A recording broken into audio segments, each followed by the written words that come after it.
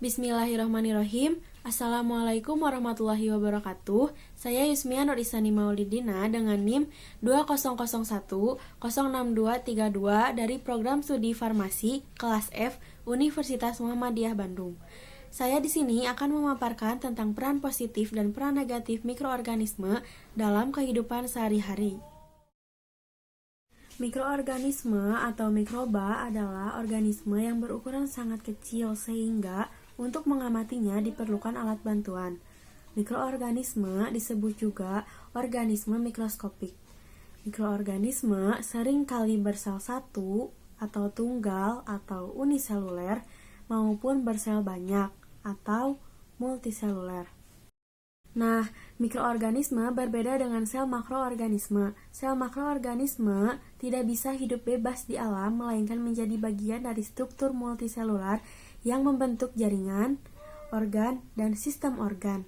Dalam mikroorganisme, bakteri, jamur, dan virus termasuk ke dalam kelas tersebut. Bakteri adalah organisme uniseluler dan prokariot, serta umumnya tidak memiliki klorofil dan berukuran rendik atau mikroskopis. Virus juga bagian dari mikroorganisme.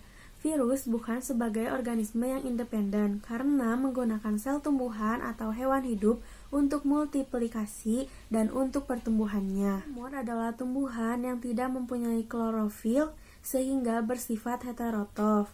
Jamur ada yang uniseluler dan ada yang multiseluler. Ada peranan bakteri dalam kehidupan manusia, yaitu ada bakteri menguntungkan dan bakteri merugikan. Pada bakteri menguntungkan, yaitu yang pertama ada bakteri usus.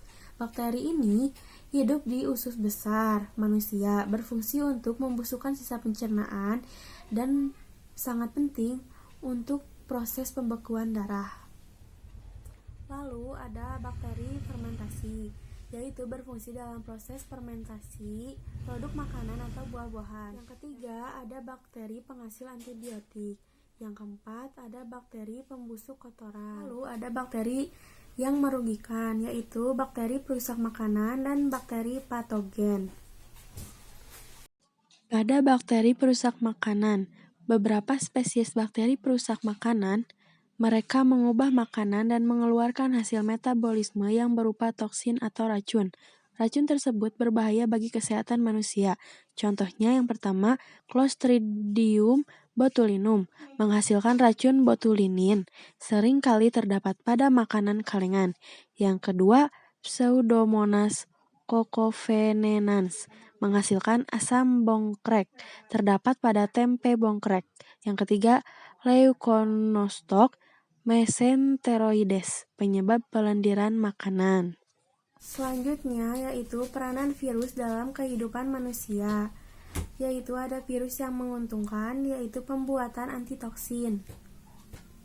Yang terakhir yaitu peranan jamur dalam kehidupan manusia, adapun yang menguntungkan dan adapun yang merugikan.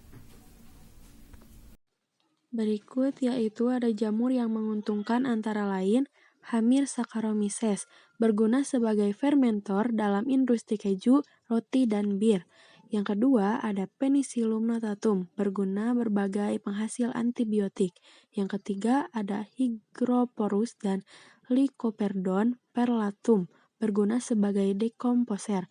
Yang keempat ada Volvariella volvacea atau jamur merang, berguna sebagai bahan pangan berprotein tinggi. Yang terakhir ada Rhizopus dan Mucor, berguna dalam industri bahan makanan, yaitu dalam pembuatan tempe dan oncom. Lalu ada jamur yang merugikan, antara lain Pneumonia carinii, menyebabkan penyakit pneumonia pada paru-paru manusia. Yang kedua ada Candida sp, penyebab keputihan dan sariawan pada manusia. Cukup sekian materi yang bisa saya sampaikan. Mohon maaf bila ada kesalahan. Assalamualaikum warahmatullahi wabarakatuh.